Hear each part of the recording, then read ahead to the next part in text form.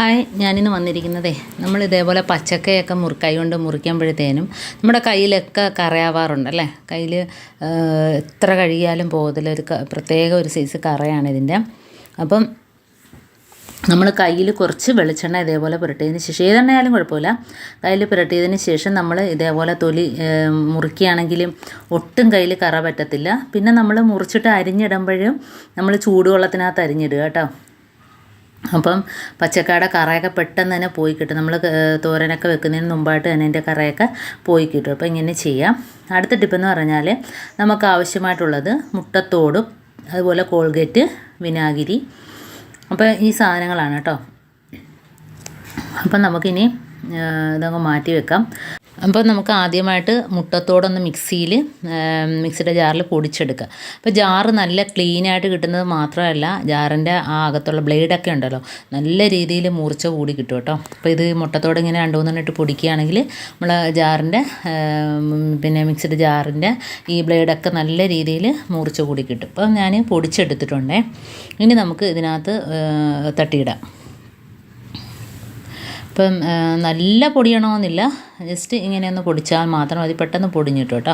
അപ്പോൾ എന്താണ്, ബ്ലേഡൊക്കെ നല്ല രീതിയിൽ മൂർച്ച കൂടി കിട്ടി. അതുപോലെ മിക്സിയുടെ ജാറിനകത്തുള്ള ആ പേസ്റ്റുകളെല്ലാം പോയിട്ട് മിക്സിയുടെ ജാറൊക്കെ നല്ല രീതിയിൽ ക്ലീനായിട്ട് ഇട്ടു കേട്ടോ.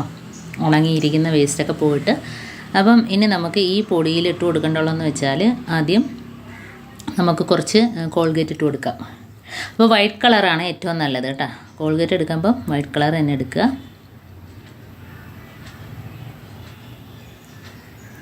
ഇനി നമുക്ക് ഇതിനകത്തോട്ട് ബേക്കിംഗ് പൗഡറും അതേപോലെ വിനാഗിരിയാണ് ഒഴിച്ചു കൊടുക്കേണ്ടത്. അപ്പോൾ കുറച്ച് വിനാഗിരി ഒഴിച്ചു കൊടുക്കാം. ഇതിനകത്ത് ഞാൻ വേറെ വെള്ളമോ ഒന്നും തന്നെ ചേർക്കുന്നില്ല, വിനാഗിരിയുടെ ആ ഒരു നനവ് തന്നെ മതി.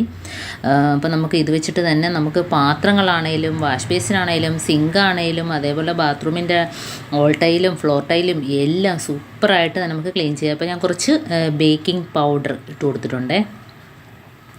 ബേക്കിംഗ് പൗഡറോ ബേക്കിംഗ് സോഡയോ ഏതാണേലും കുഴപ്പമില്ല. കുറച്ചുകൂടെ വിനാഗിരി ഒഴിച്ച് കൊടുത്തിട്ടുണ്ട്. നമുക്കിതെല്ലാം കൂടെ ഒന്ന് മിക്സ് ചെയ്ത് കൊടുക്കാം. അപ്പോൾ കണ്ടോ, നല്ല രീതിയിൽ നല്ല കുഴച്ച് എടുത്തിട്ടുണ്ട് കണ്ടോ. അപ്പോൾ ഈ ഒരു സൊല്യൂഷനാണ്, അടിപൊളിയാണ്, എല്ലാവരും ഒന്ന് ചെയ്ത് നോക്കുക. അപ്പോൾ നമുക്ക് കയ്യിൽ ഇതേപോലെ ഒരു കവറൊന്ന് ഇട്ട് കൊടുക്കാം. അപ്പോൾ നമുക്ക് കയ്യിൽ ബ്രഷും കാര്യങ്ങളും ഒന്നുമില്ലാതെ തന്നെ നമുക്ക് കൈ വെച്ചിട്ട് തന്നെ വൃത്തിയായിട്ട് ക്ലീൻ ചെയ്തെടുക്കാം കേട്ടോ. അപ്പോൾ നമുക്ക് കൈ കൊണ്ട് ക്ലീൻ ചെയ്യുന്നതിൽ ഏറ്റവും നല്ലത് ബ്രഷ് എടുക്കുന്നതിനേക്കാളൊക്കെ ഇതിൽ നിന്ന് ഒരു സ്വല്പം മാത്രം മതി കേട്ടോ. ഇതിപ്പോൾ ഞാൻ ആദ്യം നമ്മുടെ ബാത്റൂമിൻ്റെ ടൈലാണ് ക്ലീൻ ആക്കുന്നത്. ഇപ്പോൾ നല്ല രീതിയിൽ ഇതുകൊണ്ട് കരിമ്പനൊക്കെ അടിച്ചിരിക്കുന്നുണ്ട്. ഇപ്പം നമ്മളിത് തുടമ്പം തന്നെ പെട്ടെന്ന് തന്നെ അതൊക്കെ പോയി കിട്ടും ഉണ്ടോ. ആദ്യം ഒന്ന് ടൈലൊന്ന് നനച്ചിട്ട് തേച്ച് കൊടുക്കുക. അപ്പം വളരെ എളുപ്പത്തിൽ തന്നെ അതുകൊണ്ട് അതിൻ്റെ ടാപ്പ് കാര്യങ്ങളെല്ലാം നമ്മുടെ ബാത്റൂമിനകത്ത് ബക്കറ്റ് ഉണ്ടെങ്കിൽ അത് എല്ലാം ഈ ഒരു സാധനം വെച്ചിട്ട് തന്നെ, പ്രത്യേകിച്ച് സോപ്പൊക്കെ ചേർക്കുമ്പം കയ്യിലൊക്കെ തൊടുന്നവർക്കൊക്കെ അലർജിയൊക്കെ ഉള്ളവർക്ക് ഇത് നല്ലതാണ്. പ്രത്യേകിച്ച് മുട്ടത്തോട് നല്ല രീതിയിൽ ക്ലീനായിട്ട് കിട്ടും. ഇപ്പോൾ ഞാൻ തൊണ്ട കുട്ടികളൊക്കെ മതിലൊക്കെ വരച്ചിട്ടുണ്ടെങ്കിൽ ഇതെല്ലാം ഒന്ന് മായ്ച്ച് കളയാം, വളരെ ഈസിയാണ് കണ്ടോ. ഇങ്ങനെ തേക്കുമ്പം തന്നെ പെട്ടെന്ന് ഒന്ന് തൊട്ടാൽ മതി, പേനയുടെയൊക്കെ അതുകൊണ്ട് ഇങ്ങനെ ആക്കുമ്പം തന്നെ പോവും. അതിന് ശേഷം നമുക്ക് നനഞ്ഞ ഒരു തുണിയിട്ട് തുടച്ചെടുത്താൽ മാത്രം മതി. മതിലിനകത്തുള്ള അഴുക്കും അതേപോലെ കുട്ടികളൊക്കെ ഇതേപോലെ വരച്ചിട്ടുണ്ടെങ്കിലൊക്കെ പെട്ടെന്ന് ക്ലീനായിട്ട് കിട്ടും. ഇനിയിപ്പോൾ ഞാൻ തുടച്ച് കാണിച്ചു തരാവേ. നനഞ്ഞൊരു തുണി വെച്ചിട്ട് പെട്ടെന്നങ്ങ് തുടച്ച് മാറ്റിയാൽ മാത്രം മതി. അപ്പം വളരെ നിസ്സാരമായ സാധനങ്ങൾ വെച്ചിട്ട് നമുക്ക് ചെയ്യാൻ പറ്റുന്ന അടിപൊളി ഒരു സൊല്യൂഷൻ തന്നെയാണിത്. കണ്ടോ ഒരച്ച്. ഇനി ഞാനൊന്ന് തുടച്ചെടുക്കാവേ. ഇതിപ്പോൾ ഒരച്ച ഭാഗം മാത്രമാണ് കാണിക്കുന്നത്.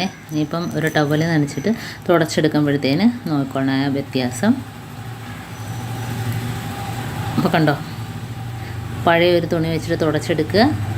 നല്ല രീതിയിൽ പെട്ടെന്ന് തന്നെ പോയി കിട്ടിയിട്ടുണ്ട് കേട്ടോ. കുറച്ച് ഭാഗം മാത്രമാണ് ഞാൻ കാണിച്ചത്. ഇതുപോലെ നമുക്ക് നമ്മുടെ ഭിത്തിയെല്ലാം ഇതേപോലെ ചെയ്യാം. അതേപോലെ നമ്മുടെ ബക്കറ്റുകളൊക്കെ ഇഴുക്കലൊക്കെ പിടിച്ചിട്ട് ഇരിക്കുകയാണെങ്കിൽ ഇത് വെച്ചിട്ട് ഇത് വളരെ നിസ്സാരമായിട്ട് തന്നെ ഒന്നിട്ട് കൊടുത്താൽ മാത്രം മതി. ഉരയ്ക്കേണ്ട ഒരു ആവശ്യമില്ല. ഇതിപ്പോൾ ഞാൻ ഇതേപോലെ ഒന്ന് കറക്കി എടുത്തിട്ടേ ഉള്ളൂ കണ്ടോ. പെട്ടെന്ന് തന്നെ ക്ലീനായിട്ട് കിട്ടിയിട്ടുണ്ട്. കാണാനകത്ത് ചേർത്തിരിക്കുന്നത് ബേക്കിംഗ് പൗഡർ, അതേപോലെ തന്നെ വിനാഗിരി, കോൾഗേറ്റ്, മുട്ടത്തോട് എല്ലാം സൂപ്പറാണ്. അപ്പം നമ്മൾ വെറുതെ കളയുന്ന സാധനങ്ങൾ മാത്രം മതി. ഇതൊക്കെ നിസ്സാരമായ വിലയ്ക്ക് കിട്ടുന്ന സാധനങ്ങൾ മാത്രം വെച്ചിട്ട് നമുക്ക് ഇങ്ങനെയൊക്കെ ചെയ്യാനായിട്ട് പറ്റും. എല്ലാവരും ഒന്ന് ചെയ്ത് നോക്കുക. ഇനി നമുക്ക് അടുത്ത ടിപ്പെന്ന് പറഞ്ഞാൽ ഇതിപ്പം പെരിഞ്ജീരകമാണ് കേട്ടോ. എന്ന് വെച്ചാൽ വലിയ ജീരകം നല്ല വറുത്ത് നല്ല മണമൊക്കെ ആയിട്ടിരിക്കുന്ന നല്ല വറുത്ത് മൂപ്പിച്ചെടുത്തതാണേ. അത് നല്ല ഒരു സ്മെല്ലാണ് ഇതിൽ നമ്മൾ 5-6 മുട്ടത്തോട് ഇട്ട് കൊടുത്തിട്ട് ഇതേപോലെ കിച്ചണിലൊക്കെ വെക്കുകയാണെങ്കിൽ പല്ലിയുടെയും പാറ്റയുടെയൊക്കെ ശല്യം ഒഴിവാക്കിയിട്ട് ആ ഭാഗത്തോട്ടെ ഇതിൻ്റെ ഒരു ശല്യമേ കാണത്തില്ല കേട്ടോ. അതപ്പോൾ ഇതേപോലെ പെരിഞ്ജീരകവും മുട്ടത്തോടുമായിട്ട് വെച്ച് കൊടുക്കുക.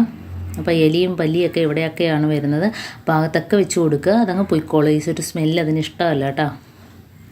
അടുത്ത ടിപ്പ് എന്ന് പറഞ്ഞാൽ നമ്മളിതേപോലെ ഒരു കോട്ടൻ്റെ ഒരു കഷ്ണം തുണി എടുത്തിട്ടുണ്ട്. അപ്പോൾ നമ്മൾ ഇത് ചെയ്യുന്നതെന്ന് വെച്ചാൽ നമ്മൾ വാഷിംഗ് മെഷീനകത്തുള്ള ബാഡ് സ്മെല്ലൊക്കെ പോകുന്നതിന് വേണ്ടിയിട്ടാണ്. അപ്പോൾ ഇതിനകത്ത് കുറച്ച് പരലുപ്പാണ് ഞാൻ ഇട്ട് കൊടുക്കുന്നത്. അപ്പോൾ ഈ പരലുപ്പിനകത്ത് നമുക്ക് ഇട്ട് കൊടുക്കേണ്ടതെന്ന് വെച്ചാൽ നമ്മുടെ കംഫോർട്ടാണ്. നല്ലൊരു മണമായിരിക്കും. പ്രത്യേകിച്ച് ഈ ഉപ്പ് ബാഡ് സ്മെല്ലൊക്കെ വലിച്ചെടുക്കും. അപ്പോൾ അതിനകത്ത് നമുക്ക് കുറച്ച് കംഫർട്ട് ഒഴിച്ച് കൊടുക്കുക. ഇനി നമുക്ക് ഇതൊരു കിഴി കെട്ടിയിട്ട് വാഷിംഗ് മെഷീനകത്തോട്ട് ഇട്ട് കൊടുക്കുക. കാരണം വാഷിംഗ് മെഷീൻ നമ്മൾ കഴുകിയിട്ടൊക്കെ അടച്ചിടുമ്പോഴത്തേനും ഒരു വല്ലാത്തൊരു സ്മെല്ലായിരിക്കും. അപ്പം ആ ഒരു സ്മെല്ല് കാണത്തില്ല. ഇതങ്ങോട്ട് ഇട്ട് കൊടുത്താൽ മതി. ഈ ഒരു കിഴി നമ്മൾ തുണിയൊക്കെ കഴിയുന്ന ശേഷം അങ്ങോട്ട് ഇട്ട് കൊടുക്കുകയാണെങ്കിൽ എപ്പോൾ തുറന്നാലും നല്ലൊരു മണമായിരിക്കും. പിന്നെ നമ്മൾ അടച്ചിട്ട് എത്ര ദിവസം കഴിഞ്ഞാൽ അതിനകത്ത് പല്ലിയും പാറ്റ ഉറുമ്പൊക്കെ കൂട് വെക്കാറുണ്ട്. അപ്പോൾ അങ്ങനെയൊന്നും ചെയ്യില്ല. കാരണം ഈ ഒരു സ്മെല്ല് അതിനകത്ത് നിറഞ്ഞ് നിൽക്കും കേട്ടോ. അപ്പോൾ നമുക്കിത് വാഷിംഗ് മെഷീനകത്തോട്ട് ഇട്ട് കൊടുത്തതിന് ശേഷം അടച്ചിട്ടേക്കാം. അപ്പോൾ എല്ലാവരും ചെയ്യുക. വളരെ നിസ്സാരമായ ചെറിയ ടിപ്പുകളാണ് ഞാൻ കാണിച്ചത്. അപ്പം വാഷിംഗ് മെഷീനകത്ത് നല്ലൊരു മണമായിരിക്കും. അപ്പോൾ ഇന്നത്തെ ഈ കാണിച്ച ടിപ്സിൽ ഏതെങ്കിലും നിങ്ങൾക്ക് യൂസ്ഫുള്ളായിട്ട് തോന്നിയിട്ടുണ്ടെങ്കിൽ ഒന്ന് ലൈക്ക് ചെയ്യുക, കമൻറ്റ് ചെയ്യുക, സബ്സ്ക്രൈബ് ചെയ്യുക. അതേപോലെ ബെല്ലൈക്കൻ എനേബിൾ ചെയ്താൽ മാത്രമേ ഞാനിടുന്ന ഓരോ വീഡിയോസും നിങ്ങളുടെ മുമ്പിൽ എത്തുകയുള്ളൂ. അപ്പോൾ ഇനിയും അടിപൊളി വീഡിയോസുമായിട്ട് വീണ്ടും കാണാം. അതുവരേക്കും താങ്ക്സ് ഫോർ വാച്ചിങ്.